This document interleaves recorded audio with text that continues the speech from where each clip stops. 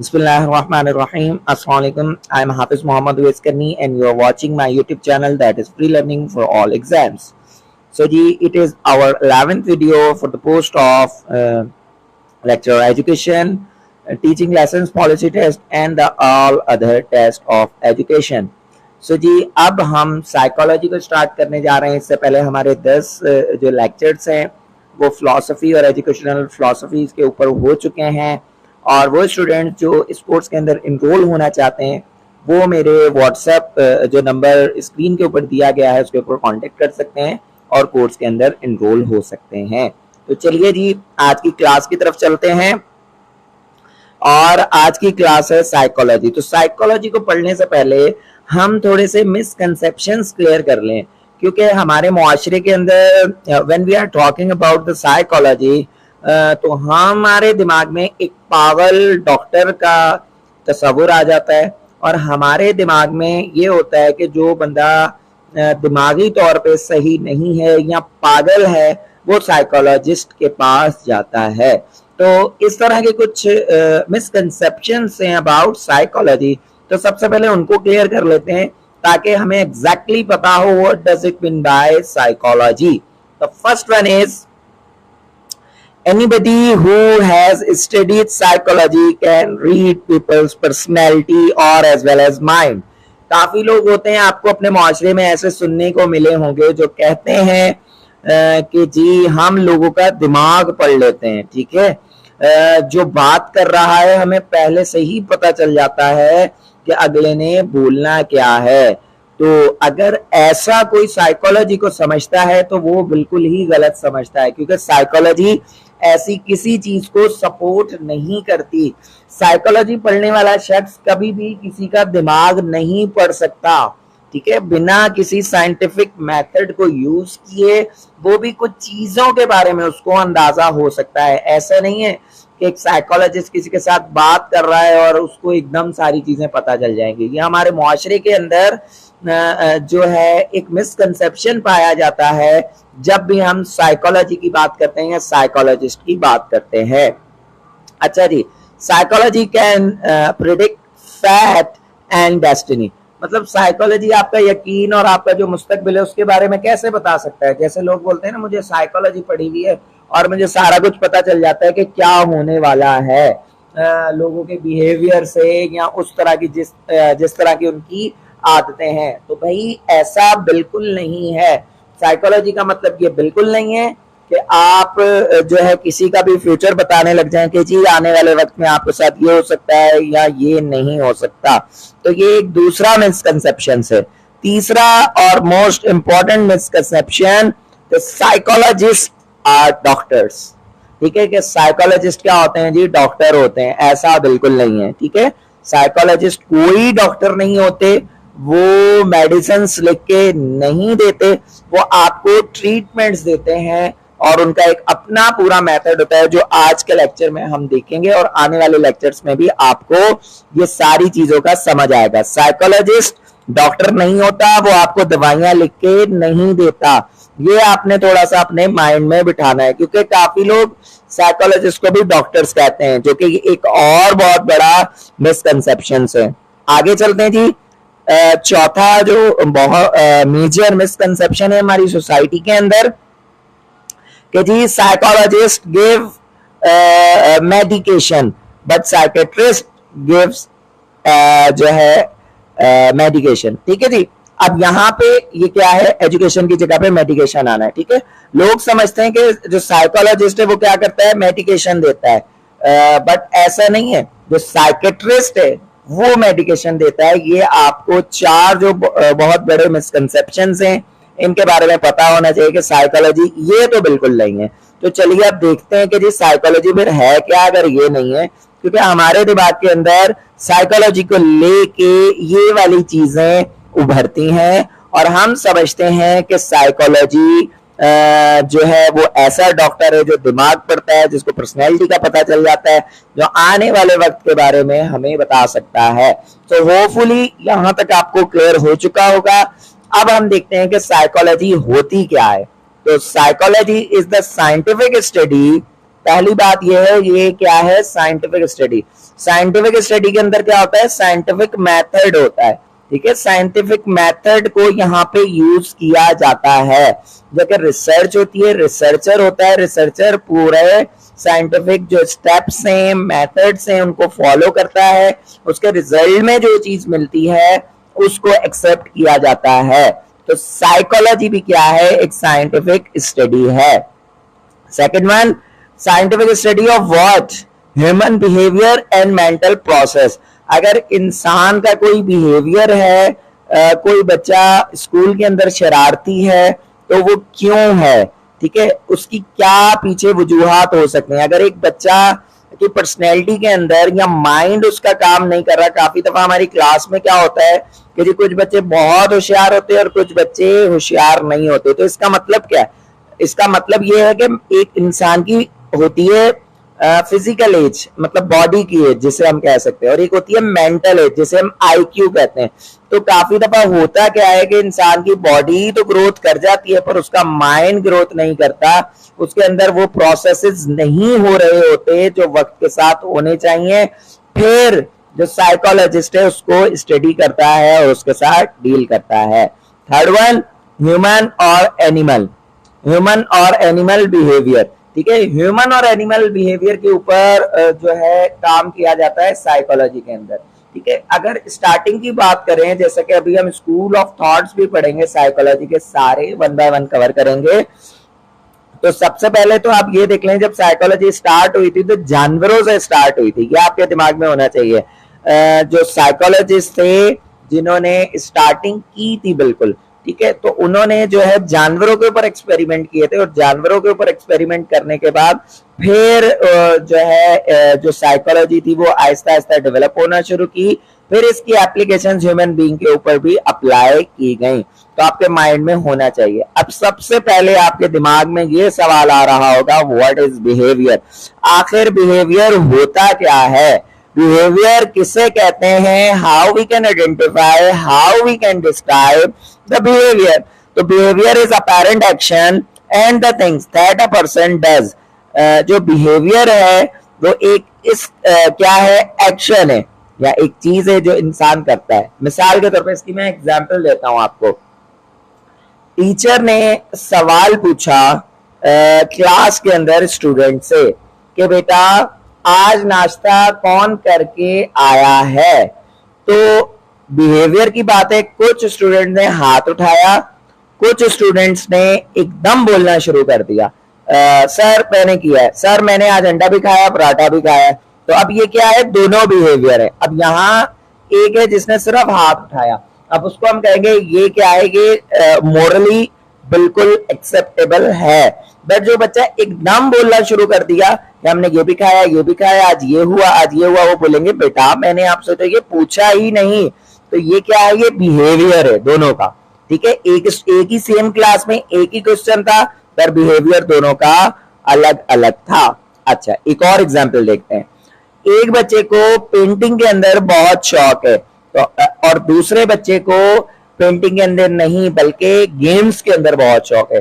तो अगर आप eight the same time games की जो किट है वो अगर आप क्लास में अनाउंस करेंगे कि जो बच्चे की पोजीशन आएगी उसे मैं ये गेम की किट दूंगा, तो वो बच्चा जो इंटरेस्टेड है गेम के अंदर उसका बिहेवियर कुछ और होगा, और एक वो बच्चा जिसका गेम्स के अंदर कोई इंटरेस्ट नहीं है, जो कि इंटरेस्ट रखता है पेंटिंग के अंदर, उसका जो बिहेवियर है वो इतना अट्रैक्टिव नहीं होगा। तो बिहेवियर का मतलब होता है कि आप दूसरे को ऑब्जर्व करें कि ये क्या कर रहा है, इसे कहते हैं behaviour. At the same time we are dealing with variety of behaviours and different peoples are responding differently at the same situation at the same time. So hopefully आपको बिहेवियर का कॉन्सेप्ट क्लियर हो गया होगा कि behaviour क्या होता है। अब हमें साइकोलॉजी का तो पता चल गया, ह्यूमन बिहेवियर और मेंटल प्रोसेसेस के बारे में साइकोलॉजी जो है डील करती है। अब जी गोल क्या है साइकोलॉजी का, असल में उसके पीछे पर्पस क्या है, जिसकी पीछे ये इतनी जो है इम्पोर्टेंट सब्जेक्ट बना, और इसे आप बिल्कुल जी न्यू यंग सब्जेक्ट्स भी कह सकते हैं, क्योंकि ये सब्जेक्ट्स कोई इतना ज्यादा पुराना नहीं है। अच्छा जी, तो गोल्स को देख लेते हैं। To understand the nature and the mechanism of behaviour and mental process. Actually ये जो बिहेवियर और मेंटल प्रोसेस है, इसकी नेचर और इसके मैकेनिज्म को, मतलब ये किस नेचर के हैं, किस तरह से होते हैं, साइंटिफिक स्टडी के थ्रू इनकी स्टडी की जाती है। इनका मैकेनिज्म, अगर एक बच्चे का आईक्यू लेवल नहीं बढ़ रहा तो इसका क्या मैकेनिज्म है, कहाँ पे प्रॉब्लम आ रहा है, how we can identify and how we can improve the mental process और boost the process of mind.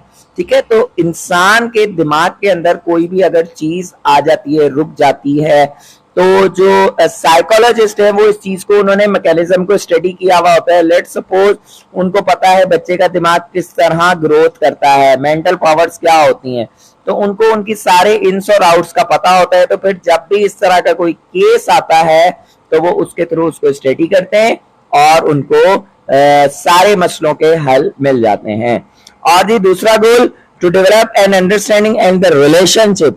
अब ये क्या है, रिलेशनशिप को अंडरस्टैंड करना है कि बिहेवियर और मेंटल प्रोसेस के अंदर क्या रिलेशनशिप क्या है। एक शख्स है जो एक सिचुएशन को देखता है और उसका बिहेवियर कुछ और होता है। जैसे वही एग्जांपल मैं दोबारा रिपीट करता हूं ताकि आप लोगों को समझने में और आसानी हो। क्लास के अंदर टीचर ने जो है स्पोर्ट्स किट शो की, तो एक बच्चा तो बहुत इंटरेस्टेड हो गया और दूसरे बच्चे का बिहेवियर कुछ अच्छा खासा नहीं था।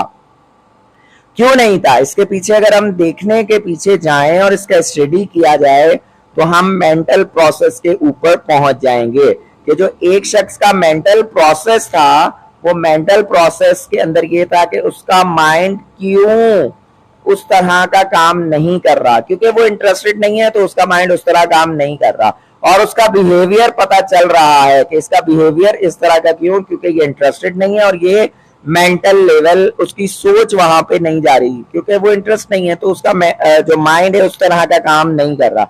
और दूसरा जो स्टूडेंट्स है वो बहुत जो है इंटरेस्टेड हो जाता है, उसके अंदर बहुत सारी एनर्जी आ जाती है। तो यहाँ पे क्या पता चला कि मेंटल प्रोसेस के अंदर क्या है, उसका इंटरेस्ट है और उस तरह से उसका बिहेवियर आ रहा है। तो इस तरह के रिलेशनशिप्स जो हैं वो साइकोलॉजी के गोल्स हैं। सो होपफुली आपको ये वाला भी कॉन्सेप्ट क्लियर हो गया होगा कि सबसे पहले तो हम मैकेनिज्म और बिहेवियर और मेंटल प्रोसेस को स्टडी करते हैं, उसके बाद इनका आपस में रिलेशनशिप क्या है, ताकि हमें डिफरेंट केसेस के अंदर उनको समझने की जो है हमें फायदा मिल सके और उनको हम जो है डील कर सके उनके साथ। तो psychology has a long past but only a short history. मतलब इसका मतलब क्या है, जैसा कि मैंने आपको कहा था कि ये जो एक बहुत पुराना सब्जेक्ट नहीं है, बट इसकी जो अगर आप रूट्स देखें तो बहुत पुरानी है। देखो जो एरिस्टोटल थे वो फर्स्ट साइकोलॉजिस्ट थे।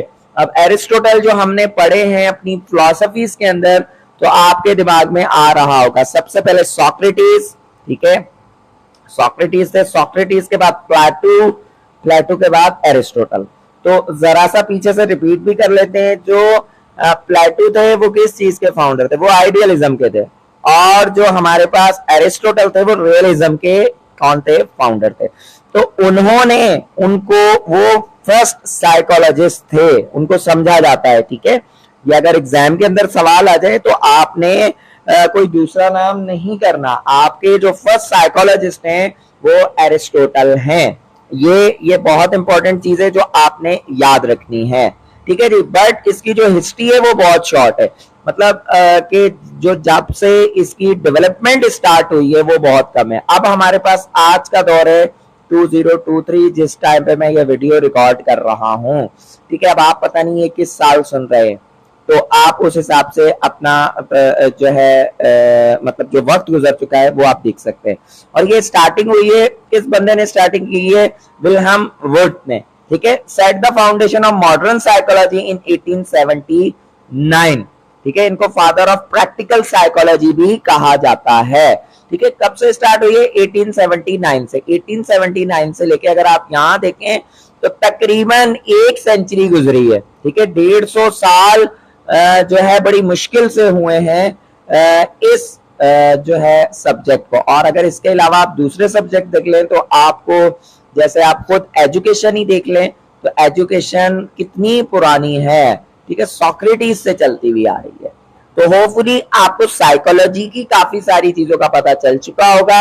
हम डीप में इसके बिल्कुल नहीं जाएंगे क्योंकि हमारा जो मेजर कॉन्सेप्ट है वो है एजुकेशन।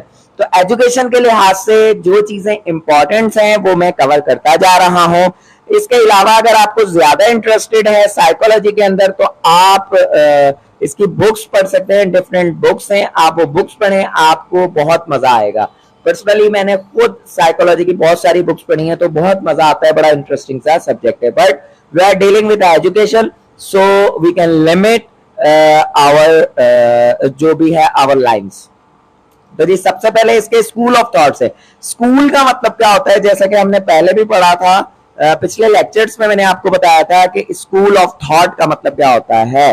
जैसे हमारे पास मेजर जो फिलॉसफीज हैं उसके अंदर आइडियलिज्म है, रियलिज्म है, नेचुरलिज्म है, प्रैग्मेटिज्म है, उसके बाद एग्जिस्टेंशियलिज्म है। तो ये सारी क्या है? ये आपके स्कूल ऑफ थॉट्स हैं।